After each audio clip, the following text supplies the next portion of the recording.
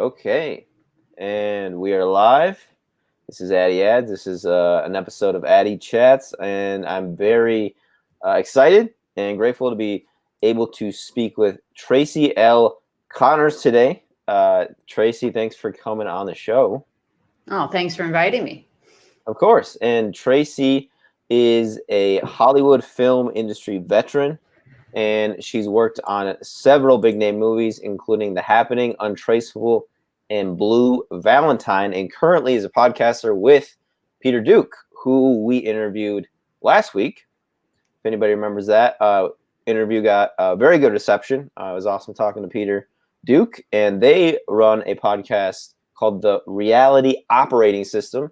Links are in the description box if people want to read more about Tracy's past work, and I do have questions about that today, but I wanted to start with I guess where you're from in Philadelphia, and then how that kind of how you went from Philadelphia to Hollywood, really, and what that was like, because I know that's a huge dream for a lot of people, is to make it in Hollywood in some way.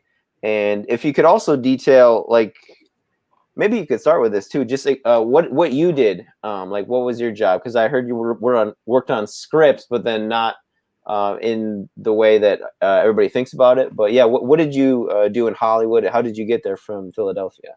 Sure. The simple answer is nepotism. So I have an uncle that worked in film production, and he had lived in Los Angeles for a very long time, did mostly commercial work, and he worked on a couple Showtime shows back in the day. He just turned 70 this year, so that'll give you some context of time period. So in 1993, when the rioting went on in Los Angeles, it came right up to his doorstep, and he said, we got to get the hell out of here, because I have a cousin who's about my age, so we were 13 at the time.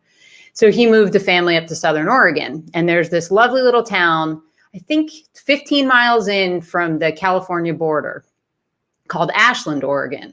And they have the longest running Shakespeare festival in the world in this town. So the whole town is kind of built around that. They have an Elizabethan theater that's open air. And every year, I think they do about 5 or 6 Shakespeare plays, and they do some other plays. So there's a lot of film type people, stage hands and stuff like this. So it became a nice place for a lot of LA people to just move to. And it's only a town of 26,000 people. And that's when the university that's there is in session. So anyway, he's living there for a number of years doing commercials and stuff. And it just so happens that Stephen Simon, who you may or may not be familiar with, he's a director. His most famous film, and it's one of my favorites, is called What Dreams May Come. Have you ever seen that film with Robin Williams? I haven't. I'm not the most well-versed cinephile. I should be, you maybe could help me polish up a bit.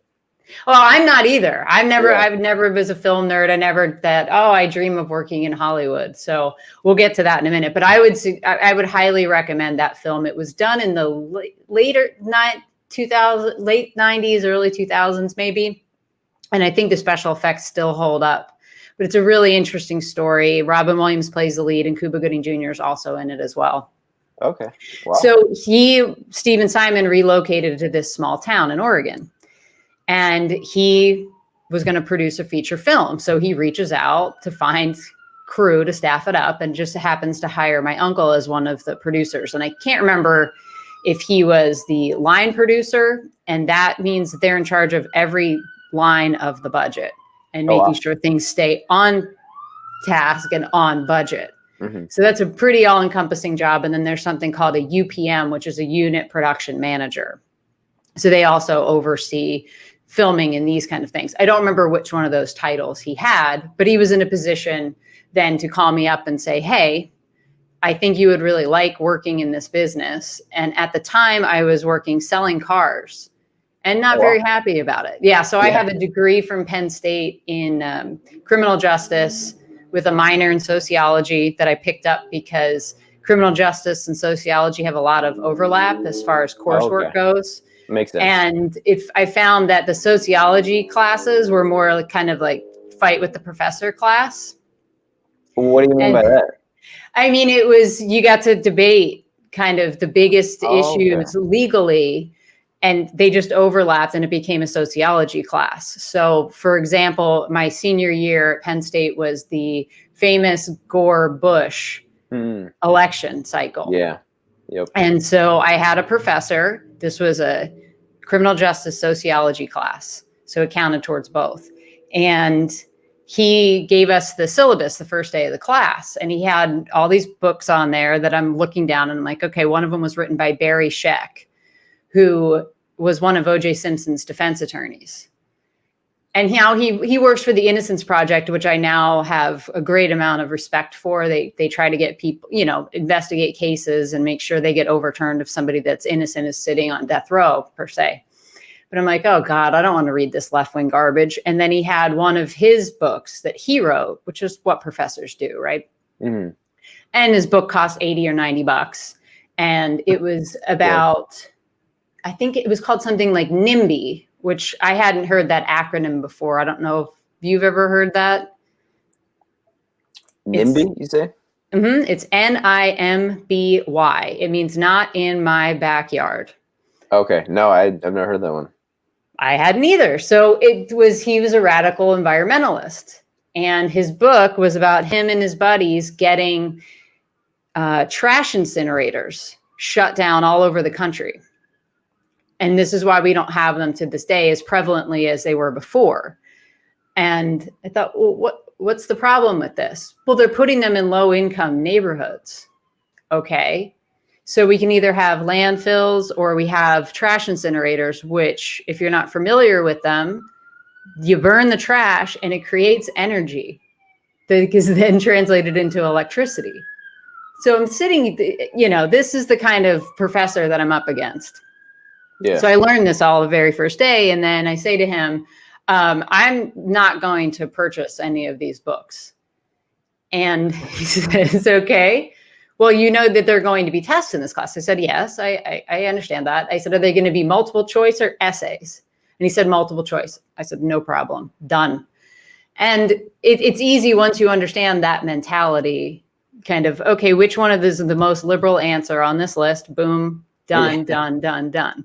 So that's why I kind of took those hybrid classes.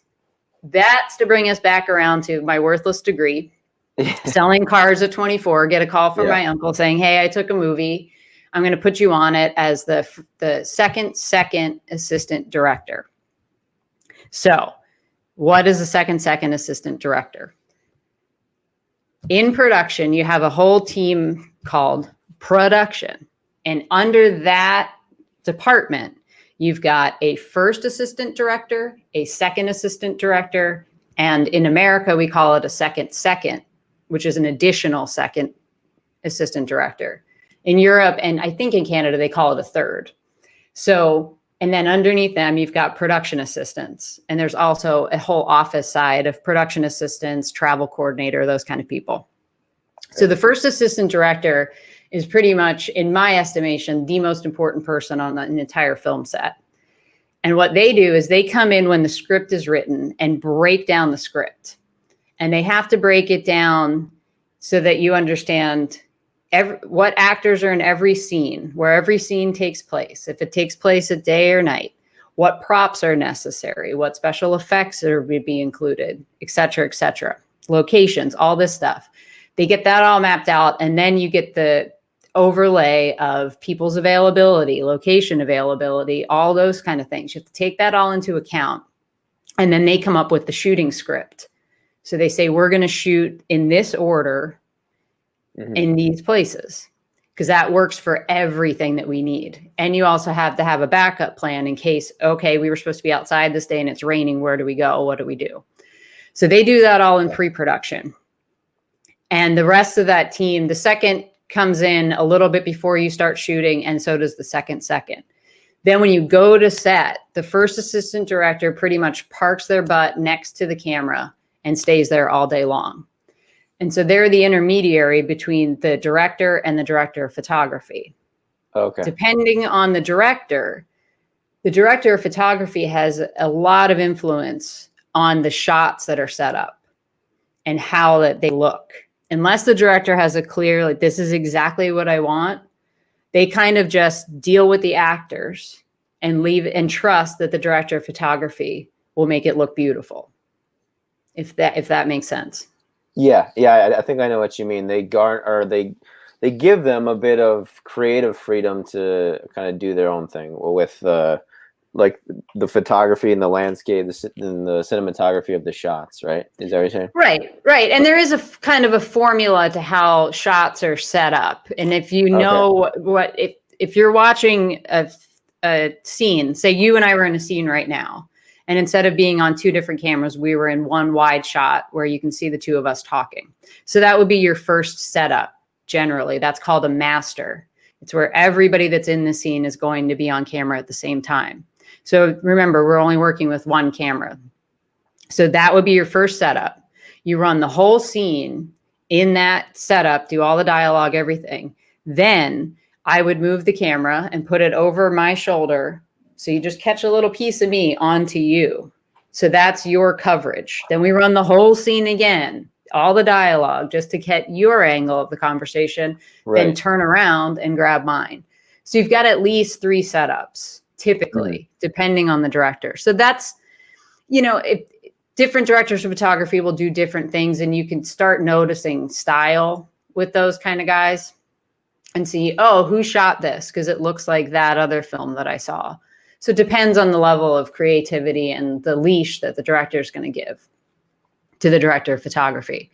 But the way it works, first thing in the morning, you bring the actors in, do a rehearsal. The first AD watches the director of photography, and some of the department heads. So underneath the director of photography, he is the boss of the electric department and the grip department.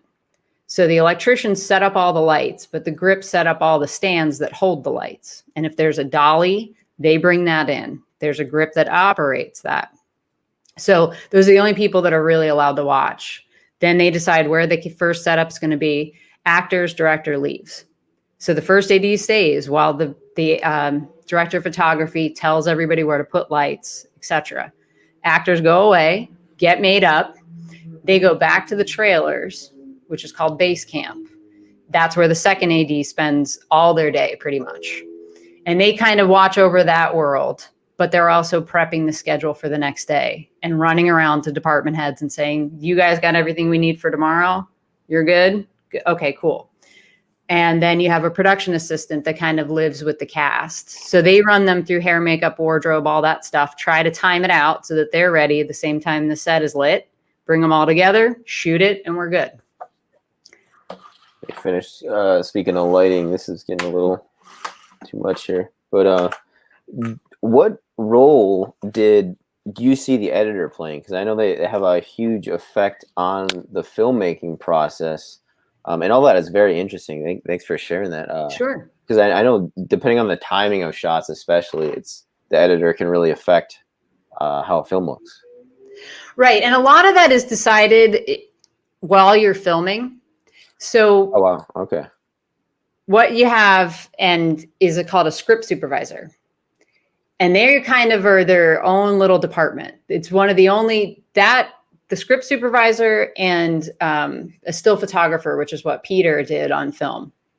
They're kind of like the only loners on a film set. They don't really have a department.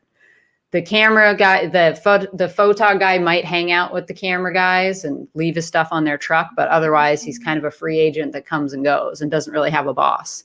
But then you have a script supervisor. And if you're ever on a film set, this is how you recognize a script supervisor. They're walking around with a binder and they've got hanging around their neck a stopwatch that probably has a bunch of different colored pens on the lanyard. And that's because they sit next to the director when you're actually shooting. The director sits typically at a monitor in a place that's set up anytime you move around. It's called Video Village. So there'll be a bunch of director's chairs right around the monitor. Director sits in one, script supervisor's right next to them.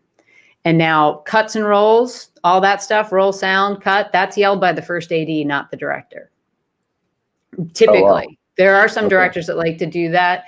But Peter Duke has talked about this idea that the first AD can be the one that's kind of the general on set. They can be a little bit more brash and abrasive than the director can be, because the director's got to keep the actors, in a mind frame that is positive. So they let Right. the AD be the bad guy. That doesn't necessarily mean that. The best first ADs I worked with were calm all the time. There was no panic. They let the panic go on over the radio with everybody else running around that you don't see, but they stay completely calm. So what the script supervisor does then is makes notes that go to the editor. So Okay. they will say, we covered this much dialogue in this frame. So if it was a wide, it was this. And this is the take that the director wants from that.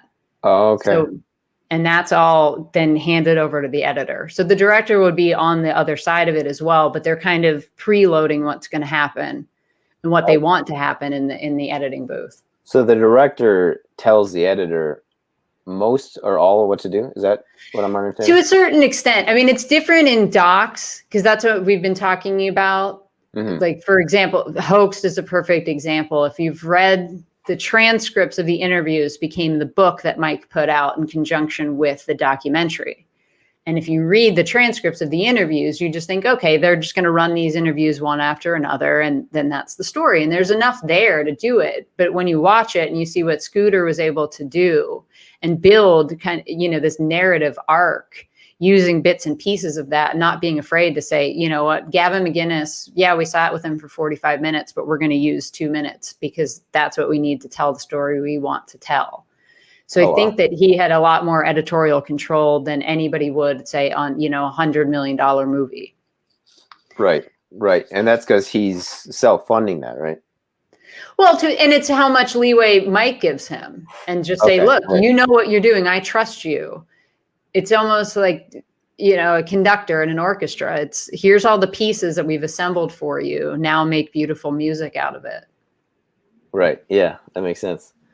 Yeah, because I remember taking film classes in college, and that was one thing that I never realized was just how, I guess, profound editing changes can make with the timing of stuff and how acting is perceived. It's amazing how much you can control an actor's performance just with the editing aspect. Sure. Of the film. Yeah, you can tell if there's a big name actor that's heavily billed and they only have a couple minutes on screen, you're thinking, okay, well, were they really terrible? And they got cut out of a lot of this and they figured out a way to kind of work out as much of their stuff as possible. Yeah. Or like in China, I guess they did that purposefully with, what's his name? John Boyega's character in Star Wars. They took him out. And I think it was for marketing because I guess they're quite racist in China, yes. Or at least the CCP is, anyways. So you got your link up to Hollywood principally through your uncle, you said, right? And it is a game of who you know, yeah, for the most part. But I mean, there are ways if you're interested in getting in. The easiest thing to do is take an unpaid internship on a job, or look for open production assistant jobs. Okay. And you're going to get run into the ground. It's not easy work, but if you're diligent and you pay attention and figure out what's going on, it's pretty easy to figure it out, where to be and how to behave and just noticing what's happening. That's really what it is. If you pay attention and pick up on the lingo, which there's not a lot of it, but that's in any new situation that you go into or any new thing that you want to study, the first thing to do is learn the language, right? What's some examples of that, would you say? Well, one of the things is learning how to use the walkie-talkie because you live on a radio. Okay. So every different department has their own channel on a radio. It's usually a 16-channel walkie-talkie that is in your ear all day long. And if you're in production, if you're in the AD department, you're on channel 1. And so learning to communicate concisely and you got to say, copy that all the time to make sure that you understood. Like that's how you acknowledge, yep, I understood. And so here's some quick ones. And it's all military stuff. It matches, I believe. So you would say, if you're in the restroom or something and you can't answer, you just yell real quick, I'm 10-1 or 10-100. That means you're in the restroom. If I said, where are you? I would say, what's your 20? Or you could just say, Addie 20. And that means what's your location? Where are you right now? Okay. And Okay. then there's different things like, I mean, obviously cut and rolling. Like when you're rolling, nobody moves, nobody talks, that kind of thing. And that's locked. And also production assistants are sent out, spread out. The key production assistant usually stands on set all day with the first AD and the second. And their job then is to tell the other production assistants where their vulnerabilities on the set that somebody could walk through or make noise or anything like that. And so when you're actually shooting, they're stationed there. So one of the biggest days I ever did, I was the key set PA on The Happening, the M. Night Shyamalan film. And the way that Night does his movies is he shoots in script order, which is totally different than any director I ever worked with. So we're shooting scene 1 first thing. Doesn't care about if we have to go back to a location or anything like that. We're doing this in order. Yeah. Wow. So The Happening was easy to do because in that story, they're constantly on the move. So they don't ever double back to anywhere. But if you watch The Sixth Sense and you're like, oh, okay, they're at the house again in this scene. Well, they went back to that place every time that they're shooting those scenes. Whereas in a normal film, if you were filming in a house, you would shoot out everything that happens in that set and then strike it and move away. But that's not the way that he likes to do it. And I appreciate that because it also lets the actors grow more comfortable with their role. I feel like instead of jumping around in time, because you can end up filming the last scene of a film the very first day you're shooting. Yeah. You know, how awkward is that? Yeah. Right. So, what was I talking about? Why did I get to him? You were talking about how he shoots, right? Because you worked on that, right? Yes. Yeah. But the way that he shoots versus the first day on that film. And I don't know if you've watched that film or not. But the first scenes happen in Central Park. Okay. I don't think I've seen it. I really like him though. I remember The Sixth Sense when I saw that. I was like, how old was I? Like 12 or 13. And I was like scared but still like mind blown because I was like, wow, that was like, it affects you. His movies are really, really good. Or like, what was the, so The Sixth Sense, that's the Bruce Willis one, right? With, correct. Him and Haley Joel Osment. Yep, Haley Joel Osment. And then he had one with Joaquin Phoenix too, right? Signs. Signs, yep. Yeah, and that was Joaquin and Mel Gibson. And then there's The Village. Okay, I did see that one too. Unbreakable is the other Bruce Willis. And I think they just did a sequel to that I haven't seen. It was Bruce Willis and Samuel L. Jackson. Yeah, I saw that. I think that was last year. I didn't check it out though. They're all cool and interesting. And he definitely, he has a vision. So what I was explaining before, where you set up a wide and you do all the dialogue and then you move to coverage and all that kind of stuff, that he doesn't shoot like that at all. He knows every single line of dialogue, what the corresponding picture on the screen should be.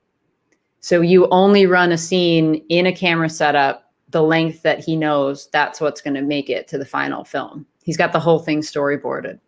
Wow. It's pretty cool. Yeah. Well, it makes shooting much faster. On a normal film, you're going to shoot between 2 to 3 pages of dialogue a day. And most scripts are written in 60-second page, it's called. And that's because every page is 60 seconds of story time. So this is why it takes 40 to 45 days to shoot a film, because you're only shooting 2-3 minutes a day. So if anybody thinks they're going to go watch a movie being filmed to be entertained, you're wrong. It's boring to watch. But we would get through 4 and 5 pages of script a day just because we know exactly what we've got to get. Right. Yeah. And that's all we're getting. People to get into a flow maybe a little better, like not just the actors, but it also is a really good way to let the crew know exactly what's going on. So every day when you get to set, you get what are called sides. So they take the script and they print 4 copies of it out on a legal piece of paper. And then that gets cut into 4s. So it makes you a little pocket size. Which way am I going here? Pocket size script. And that's the script pages that you're shooting that day. But on that film, we also got storyboards for what we were shooting that day. So Oh, on wow. that, I was the key set PA. So when the cast comes to set, they arrive with what we call either the vanities or the glam squad. So that's their hair, makeup, wardrobe. Okay. And they hang out on set. So as the key set PA, your deal is to kind of receive the cast when they get there, you know, show them what's off camera where they can set up and sit down with their people. And then you want to keep those people apprised of what you're shooting and what's going to be seen. So on that, it was really easy for me to turn around and say, hey guys, go to this page on the storyboard sides. We're doing the top frame. So we're only going to see Mark Wahlberg from here to here. So I don't care if he's wearing shoe, you know, sometimes they like to put on sandals or something like, nope, you can keep your sandals on. We're not going to see your feet. So-and-so is off camera. So you don't have to worry about hair or anything like that. Okay, cool. Everybody knows what's going on, which is the key to any undertaking, whether it's film or business. It's just communicating as much as possible, as well as possible. So, and I can say that Knight is an incredibly kind, nice man and a really good leader. So it was really an honor to get to work with him. Wow. And the Blue Valentine movie, I actually watched that when I was must have been a while ago now. Is when I was living on Guam, I watched it. And that's with Ryan Gosling, right? Is that it? Yeah. What did you do on that movie? Well, technically I was the second assistant director. But because of the Directors Guild of America rules, I was not allowed to be credited as such. So I can't remember. They told me in pre-production, you can have any title that you want to. So I said, can I please have Your Royal Majesty? And like, this is no shit. Then this is way before any of the, you know, preferred pronoun stuff. Yeah. And well, I said, you told me I can have any title I want to. And I think I ended up with some like associate producer or production. I can't remember what it was. Oh, they didn't give you that one? Yeah, no, they wouldn't. I'm like, well, don't use the word any if you don't mean any title that you want to. So I spent a lot of time with the cast on that. I was pretty much just at camera all day long. So that was Michelle Williams and Ryan Gosling. Okay. And it was a pretty intense, like, if you watch that film, that was really intense to make. The dramatic scenes in there are no joke. Mm. How did that work for you compared to the Happening? It was a totally different experience because the director on Blue Valentine, he was a lovely guy, but it was I think it was his first film. And so he was super excited and kind of didn't exactly, he wasn't as organized, let's say, as Knight was, where he knew exactly what every shot was. And he was coming up with stuff on the fly. And he was lovely and wonderful. And I think he's quite brilliant. He's done some other stuff with Gosling. And I think it's because he looks like a miniature Gosling. Like, he's a little bit smaller than him. It kind of looks like he could be Ryan's little brother. Oh. And so it was just much more erratic and all over the place. But I understand, you know, you're dealing with an artist that has a vision and he's seeing this story come to life and he's super excited about it. So setting stuff up and be like, no, I want to shoot from over there or over here, instead of, you know, I have this picture in my mind of exactly what I want. He didn't walk in there knowing that. Oh, wow. Okay. It's so interesting to think about when you look at how the films come out, you know, like as a finished product. I think that's interesting to think about how it was filmed, at what rate, or you know, just the style too of the filming. Sure. And with that, it was a little bit different. With the Knight film, we actually filmed on a stage for some of it, where you have a lot more control, obviously, of the space. But in Blue Valentine, we filmed all practical locations. So in houses, in the hotel room that you see at the end, or, you know, near the end, that was a super tight space. So then getting in there and figuring out how you're going to fit a camera guy that you can hide, because there's all these reflective surfaces, and then get where the actor is going to play out this scene, because it was moving from room to room in that little tiny space. So you kind of have to be more agile in that situation when you're confined like that. Right, right. And your most recent film was Untraceable, or was that no? It was Blue Valentine. Excuse me. How did Untraceable compare to the other two? Were they similar, or is it another different experience for you? I mean, they're totally different experiences because you have a different crew most of the time. That was a film that I did in Oregon. So the first film I did was in Oregon, in Ashland, Oregon. And so to talk about the insularness of that industry, being a second right off the bat, you're already starting up the chain. So getting through that film, I'm like, oh, okay, I've done this now. I should be able to come back to Philly, put out some resumes and start getting work. And that's not the way that it works. So I got a call to do another film out in Oregon. And at that point I said, I've just got to move, because there was a lot of production work happening in Oregon and Portland specifically. So the entire production team that had been on my first film was just constantly working together. They're the ones that hire the crew for the most part. So I got a call to go out and do a Bruce Campbell movie because he lives in Southern Oregon, and he was shooting, we shot almost the entire movie on his property, which was really cool. Oh, wow.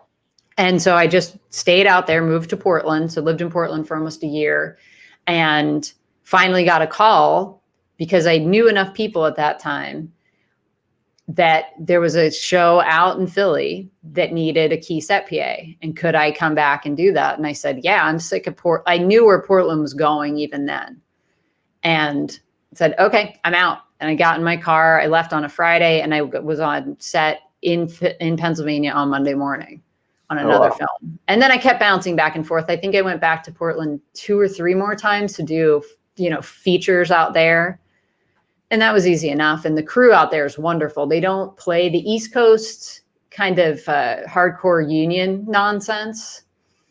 Didn't come into play out there. In Oregon, it was more of like, we're all here to get a movie made. We're not here to collect like every little additional dollar that you should owe us.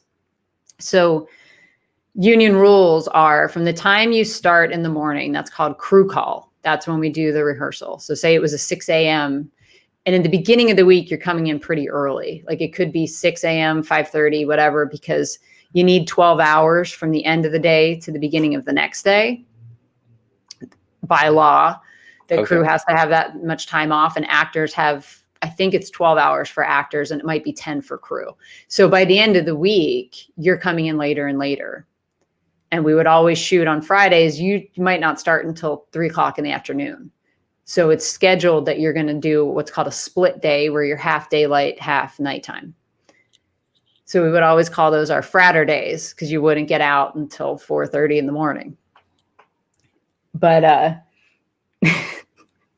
so yeah, so I got out to Philly, did work there, went back and forth. And now I can't remember how I keep going on these tangents now. I feel like you should be doing a little bit of talking here. Were you just remembering your fratter days? Is that what's going on? Or? Oh, yeah. And Bruce Campbell. And on that show, that was non-union. And that was an independent film. So we were working 6 days a week shooting. So there was really, like, Sunday, I remember driving home, and it was like a 45-minute drive to and from set, because we're going to his place, and he lives out in the middle of nowhere. Yeah. And so driving home at, 9 a.m. on a Sunday morning after working 6 days in a row, 14 to 16 hours a day, like, people are like, why did you leave and doing that work? And I'm like, that's why I left doing that work. When you get into your 30s, you're like, Jesus, I should not be doing this to my body anymore. It's not worth it. And when did you, I guess, retire from Hollywood? 2000, I think my last job, I wrapped 2011 in December, I want to say, and then jumped right over to the politics world in 2012 to go into kind of the think tanky space. Okay. Wow. And I read that, I think it was on your Twitter bio, you said you were a former think tanker, and I don't really know what that means exactly. I mean, I've heard of what, how intelligence communities use think tanks, and but yeah, what did that consist of for you? Well, that's kind of the catch-all for, say, the 501c3s that exist in the political space, the charitable organizations. So like your Cato Institute, Heritage Foundation, those guys are all kind of called think tanks. So they come up with the white papers that then they hand over to the politicians that can't find the time to educate themselves on issues. So you've got all these nonprofit groups that do that kind of stuff. So kind of the catch-all term is think tank. But I ended up at the David Horowitz Freedom Center. And I don't know if you're familiar with David. He's a big bomb thrower, which I always quite like. I think he's got to be in his 80s now. And he's a hellion on Twitter. And I will take all credit for getting him on that platform. I think he's been thrown off a couple times. But what do you mean by bomb thrower? Just go check him out. He's I think he's at Horowitz 39. He just doesn't have any time for fools. Yeah, he doesn't suffer fools. No, not at all. And he has an interesting story. He was a radical leftist in the 60s. Oh wow. Communist. And oh yeah, absolutely communist. And he's written, I don't know, 25, 30 books maybe. And I would recommend, he wrote a book called Destructive Generation that kind of tells the story of the 60s. And he was really close to a lot of the people that were causing a lot of the problems in the 60s, like the Weather Underground guys, Bill Ayers, Bernadine Dorn. He knew them. He worked with the Black Panthers. And so the Black Panthers, David grew up in Berkeley. And did he grow up in Berkeley or Long Island? I can't remember. His parents were communists. It might have been Long Island. Okay.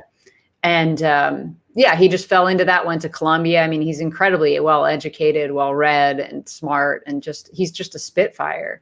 And so he looked at the Panthers and thought, okay, well, you guys are setting up a charitable organization.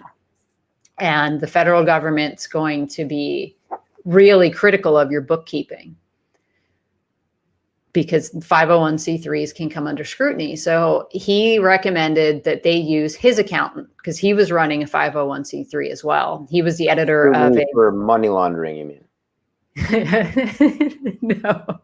No, when you're running a charitable organization, they can come in and audit you, the federal government. Or just whatever?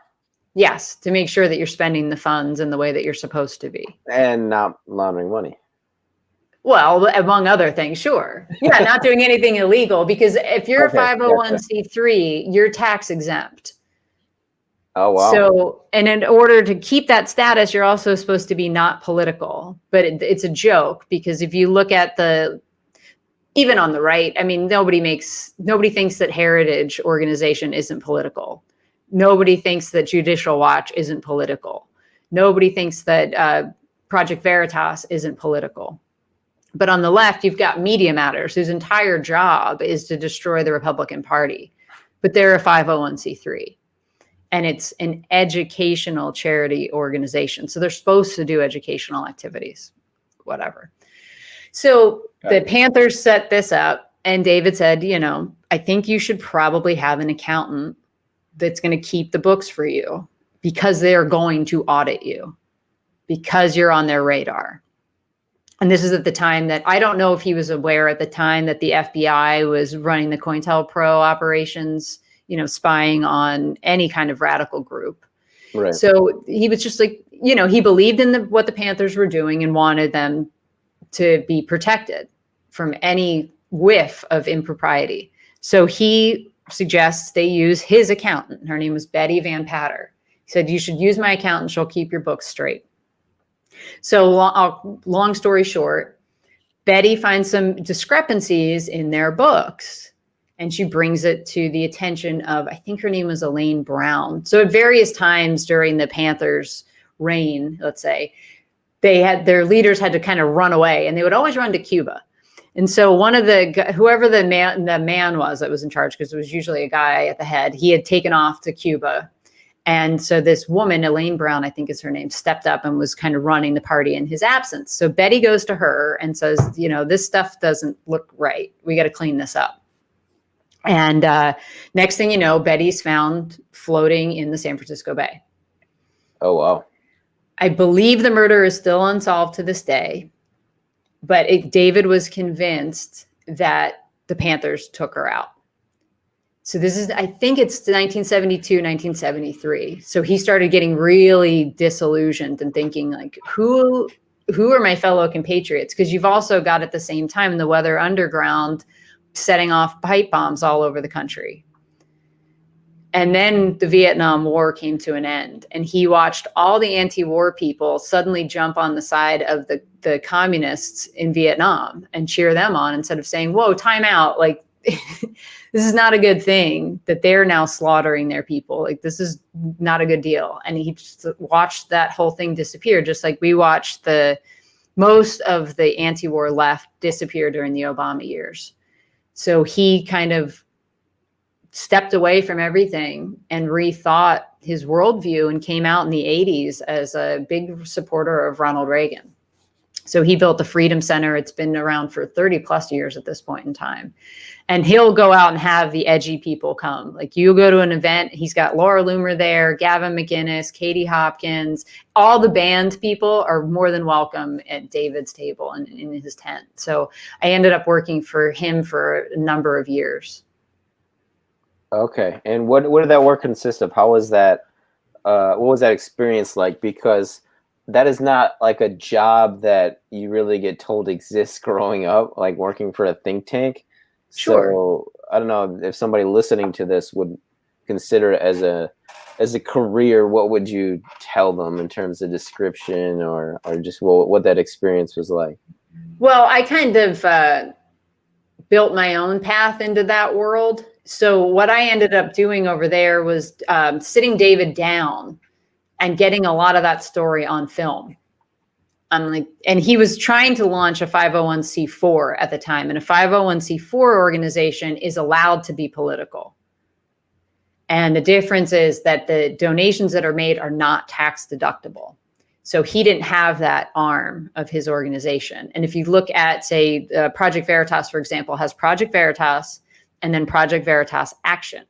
And Project Veritas Action is a C4. So when we were trying to build David's C4, we needed to come up with collateral. So I sat him down in front of a camera and had him concisely tell that story so that we could then cut it up and use it at donor dinners and things like this. And then we also built a program for Black conservatives at the time. And I had high hopes for it, and it ended up going nowhere, but I helped oversee the development of the website, all the video content for that. And then when the site went live, I acted as the managing editor for everybody's pieces, because we had a whole bunch of different writers writing for the site. And then a lot of them were creating video or audio content. So I would edit that as well, and as well as aggregating a bunch of news stories that made sense overall. But I would say I'm trying to look up, there's a website called talentmarket.org, which I believe is part of the Coke, I want to say the Coke network runs it. And I think they have another one too, but Talent Market kind of shows you all of the openings at all of the 501c3s and the 501c4s across the country. So you can get an idea of what jobs are out there. And the most sought after job is fundraisers. So if you're good at getting people to cut checks, you will work forever. Yeah. Yeah. You would think it's easy, but it's really not.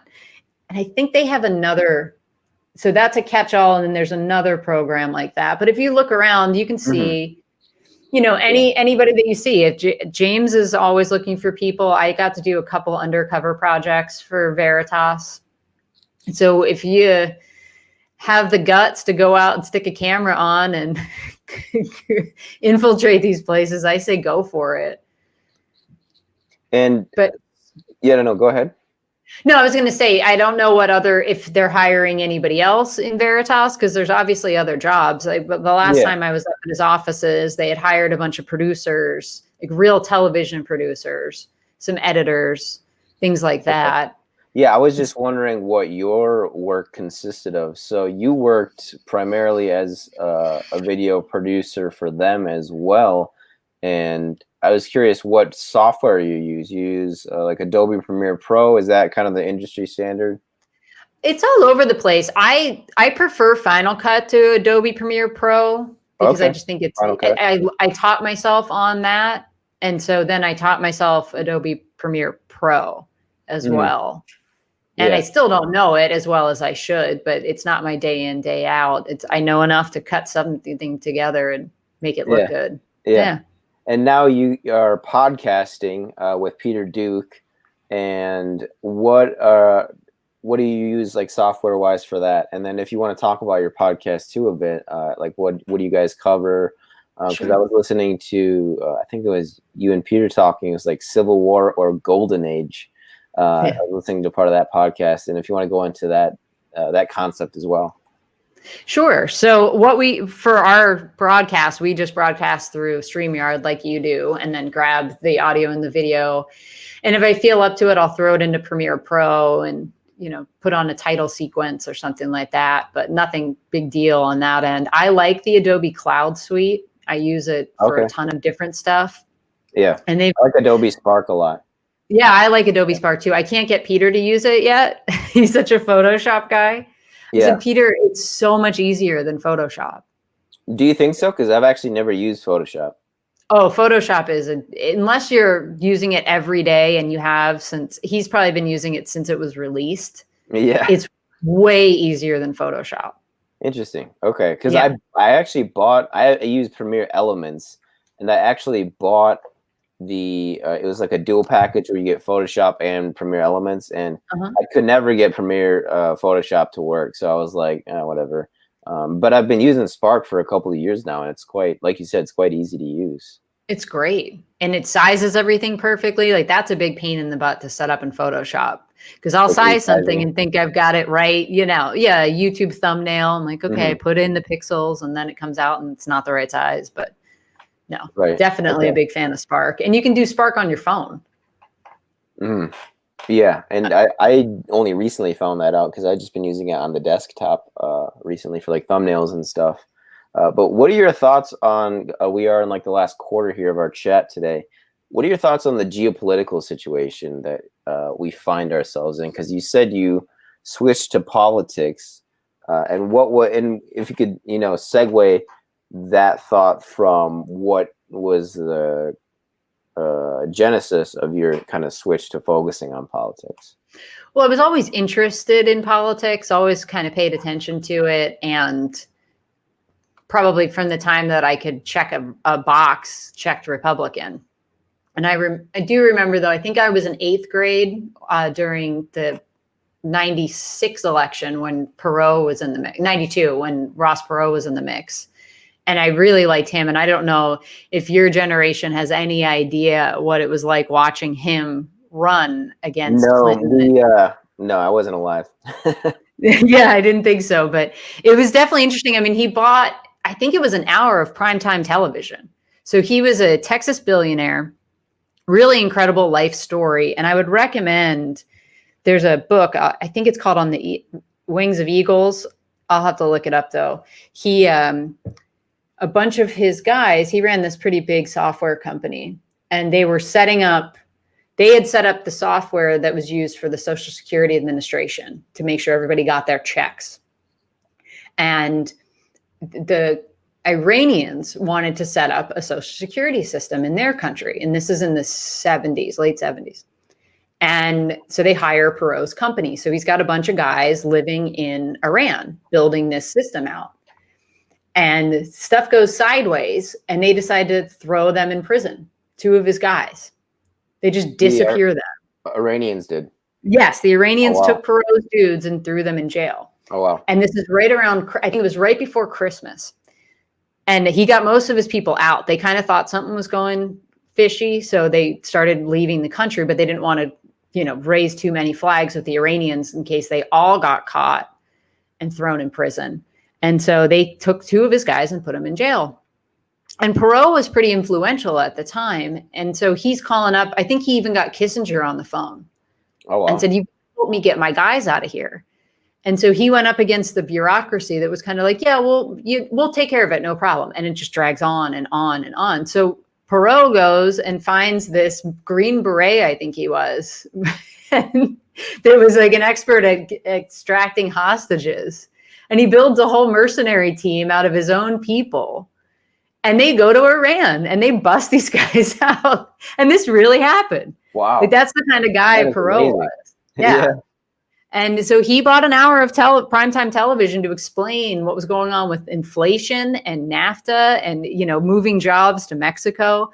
And he was doing really, really well in the polls. And then something happened and he took a step away because he said somebody was threatening his daughter's life or something like that. So it was kind of the first hints like, wow, is the deep state rearing its head and trying to stop this guy? Because he was Trump before Trump. Oh, wow. But a little bit more polished. He was a Texas guy. So he had a little bit more of a different, sheen to him. It wasn't this New York trash talker. Yeah. But I can't remember. He's the reason that Clinton won that election. He stole enough votes from George Sr. that it tipped it to Clinton. So I've always been interested in politics. And then it was Andrew Breitbart talking about politics being downstream of culture and how we really need to play the culture game better. And I'm sitting on a set thinking, well, I know the culture game. I've lived the culture game. I can go help the right on this mission because I totally agree with it. I believe that culture is the most influential thing. It's not about the politicians. So how do I go into these think tanks that exist and help them up their game? And it's kind of, Peter Duke, my co-host on the Reality OS, kind of had the same idea. And he went at it as a photographer and looking at how anytime there's photographs of right-wing politicians, they're always the worst possible photograph. So he thought, let me go photograph these people. Let me stylize them a little bit and make the right look cool. And what is your understanding of that Breitbart statement where he said, politics is downstream of culture? How did you understand that? Because I have a loose understanding of it, but it sounds like it really affected you, that concept. I think it's probably the most quoted thing of Andrew's. When you hear about people talking about his influence on them, it's that statement that sticks out. And it was because the culture is what drives everything forward. So if things become culturally acceptable, then politicians pretty much have to fall in line behind them. So if you can embed your ideas in popular culture to where they just become acceptable, then it's more likely that they're going to end up being legislated into reality. So that one of the main examples, and this is, I'm way more libertarian. I'm a registered libertarian now. And if I had my way, I'm an ANCAP, like the Michael Malice school, where I don't think we need governments, but not the anarcho-communist side, the anarcho-capitalists. But anyway, gay marriage is a perfect example of this. As a cultural issue, it was driven through media and the way that it was presented in popular media. And they started chipping away at that in the 90s by presenting all these characters. Now you can't watch a TV show without there being a check the box on every single potential minority, right? Right. So it's just that diversity. And this is because the left artists tend to be leftists. Yeah. Wow. Wow. I've never put that together. They're definitely left leaning, I would say, more often than not. They're more liberal for sure. 100%. Yeah. And one of my big takeaways about working in film, I think people that haven't been in that world just imagine that being on a set surrounded by leftists, like all you're going to hear about is that stuff. And it's not true. And people have this experience in their daily lives where right-wingers normally keep their mouths quiet in public or around strangers or people that they've just met. They're not going to launch into their opinions because they figure, it could be a big deal. The reaction that I get could be awful if this person disagrees with me. Right. Whereas liberals kind of feel like they'll share their opinion regardless. They don't have that thought in their head. But when they're in a situation on a film set, they just assume that everybody else is liberal. So why even bother talking about it? Okay. There's no impetus to bring it up. And the one example that I have was I was on set. I was doing that movie, Untraceable, in 2007. So that starred Diane Lane, who was a lovely woman, very nice. Colin Hanks, Tom Hanks' son. And we were on set when the Virginia tech shooting happened. Oh, yeah. Cho Sung-wi. Correct. Yeah. Yes. So if you imagine that today, being on a set when something like that happens, I would imagine there would probably be a lot of freaking out and maybe talking about gun control and this and that. And that issue has gotten more heated. But at the time, all we did was take a moment of silence. Like, everybody literally stopped. We had a moment of silence, and then we continued on. And I didn't hear a word, nothing about gun control or, this is all George Bush's fault because he was still president at the time. So I just felt like they didn't feel the need to discuss it. And it was years of me being in that industry before it ever came up with anybody. And everybody was shocked one day we were talking about politics and my opinions come out and they're like, whoa, okay. We just assumed you were one of us. I'm like, I know. Who and did that negatively affect your jobs then? Or were you about to leave before then or had already left by then? No, it didn't affect my jobs. Okay. I can see in certain instances that it might. Like, I did lose Facebook friends, which is so silly. Grown adults are defriending you on Facebook over your politics, but this is why I don't go on Facebook.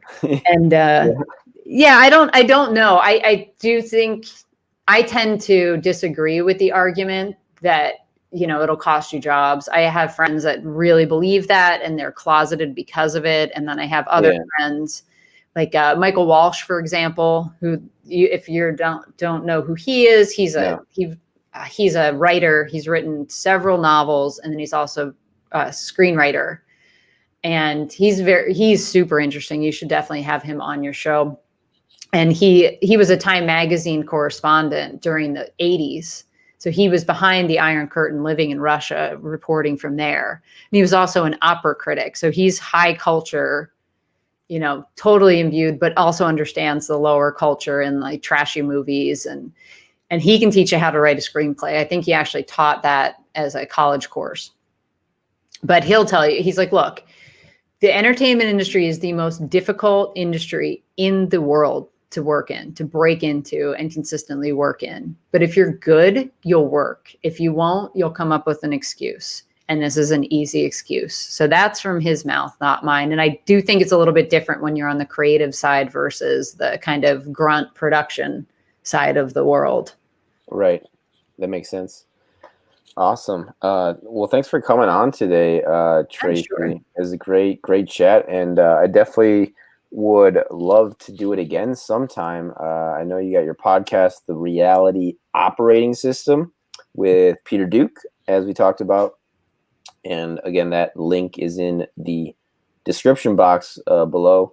Before we sign off, though, I wanted to ask you one last question before you could give any final thoughts or plugs or anything like that. Just like books or documentaries or movies, like some all-time favorites from you, if you can name a couple. Sure. I would recommend anything that Adam Curtis has done. These are documentary films. Okay. And I believe they have all of them on a site called thoughtmaybe.com. That has a ton of documentaries on it. And Adam Curtis makes documentaries that air on the BBC, but for some reason they don't air in the States. And he put one out I think it was right before the 2016 election, and it was called Hyper-Normalization. And it tells the story of what happened in the Middle East starting in the 70s.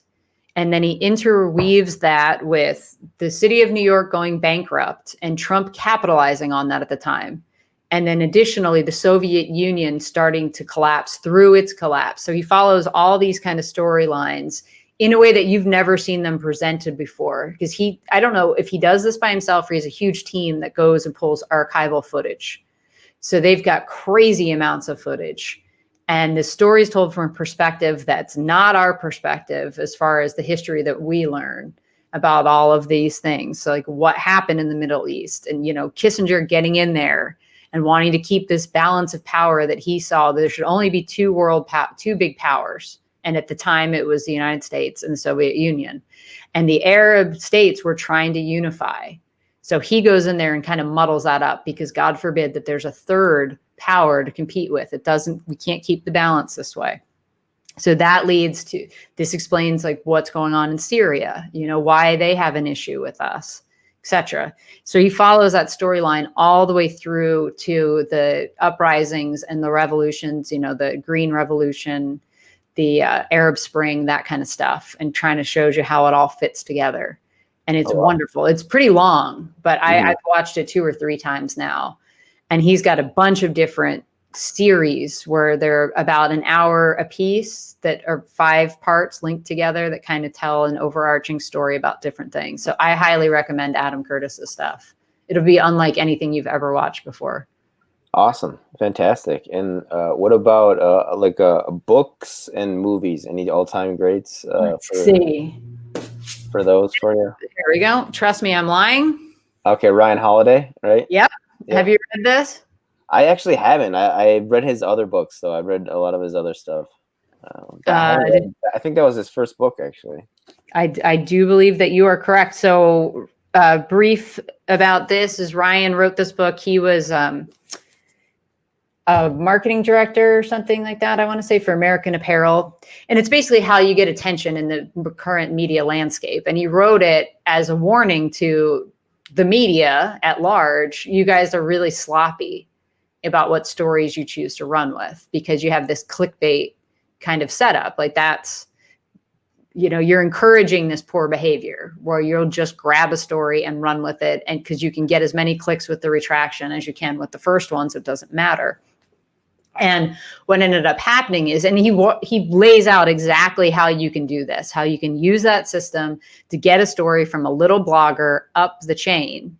So what he says is the guys that work up at the New York Times, they have certain blogs that they like to read, and they'll just find their stories there.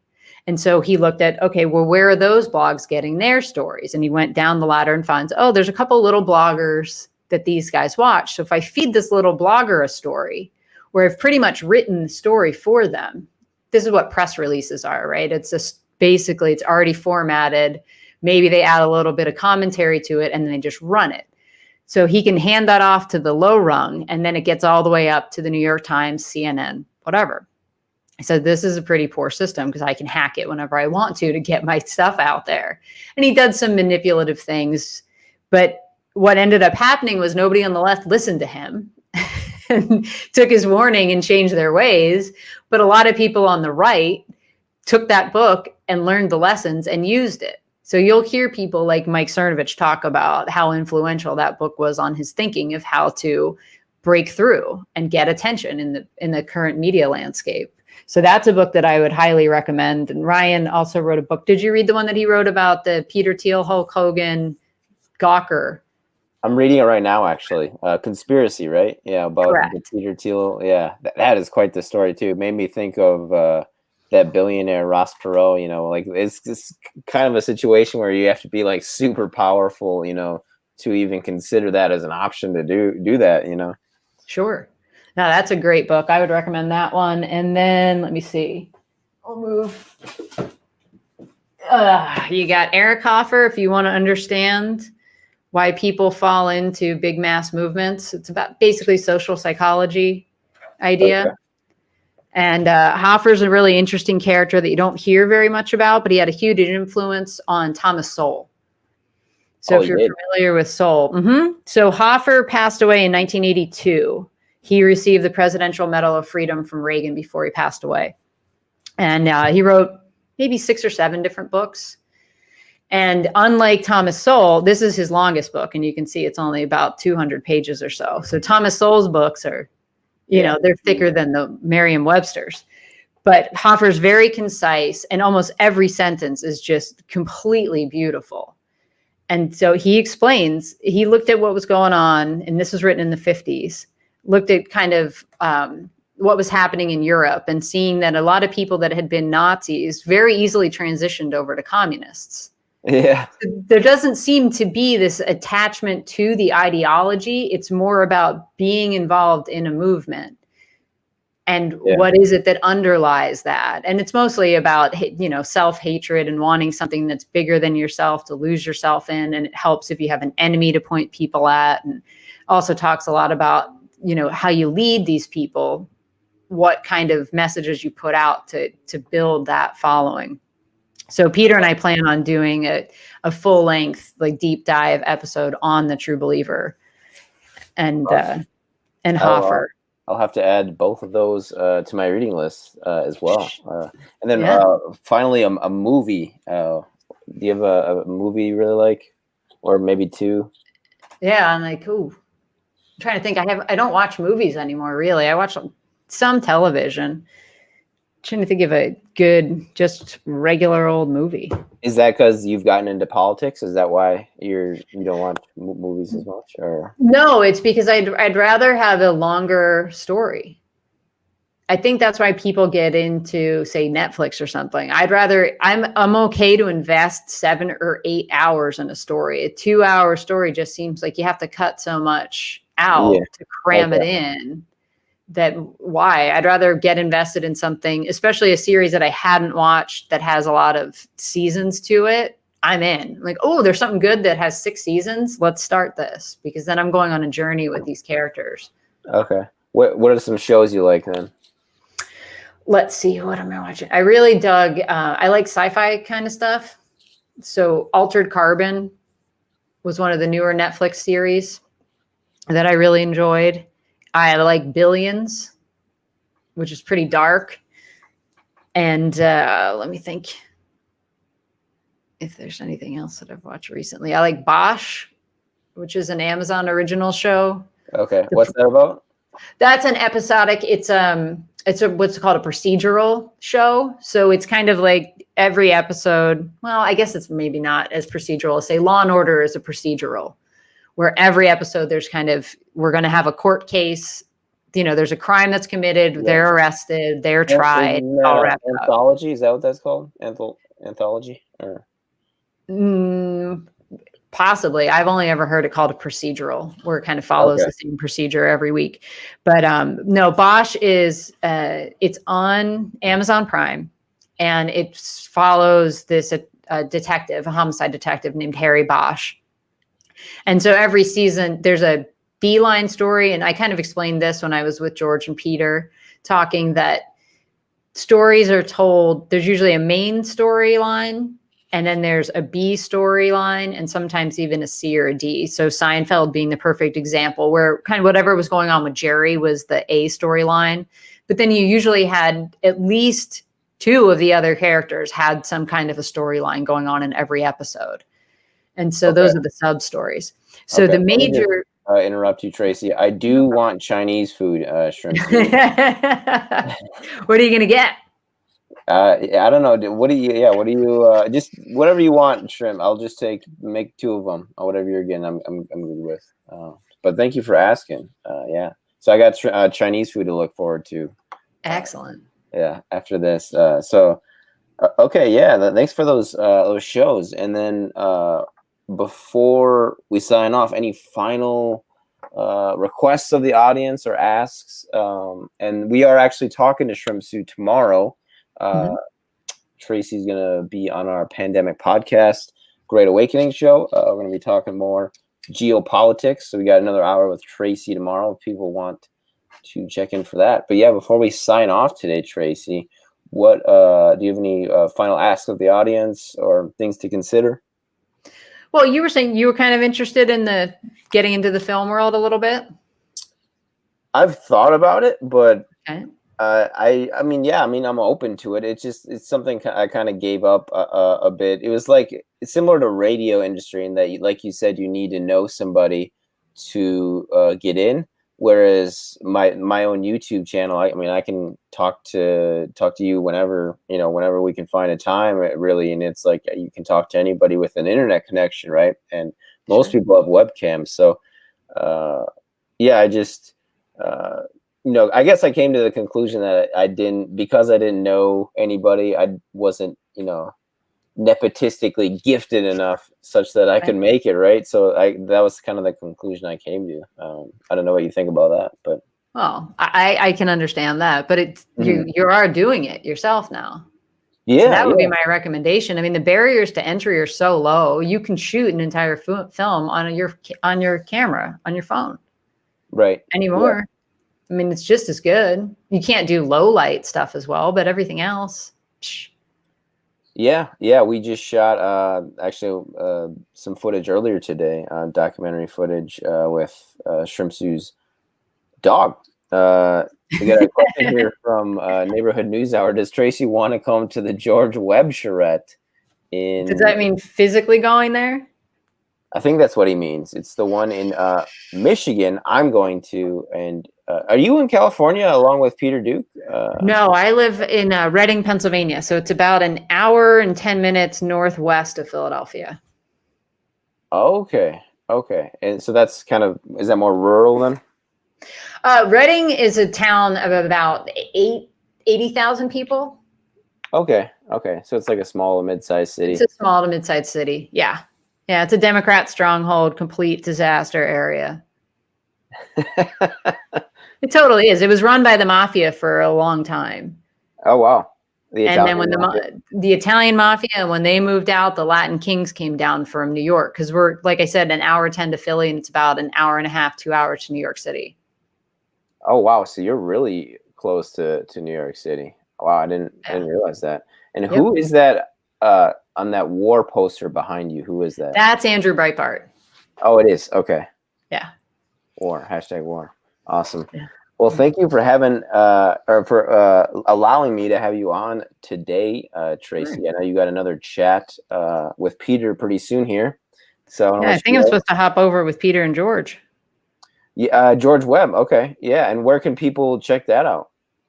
I imagine that'll be going out on Neighborhood News Hour. Okay. Awesome. And maybe George will push it out to his Periscope. Who knows? Yeah. So go and check that out after this, folks. Thanks for tuning in. Stay frosty, and we'll see you all next time.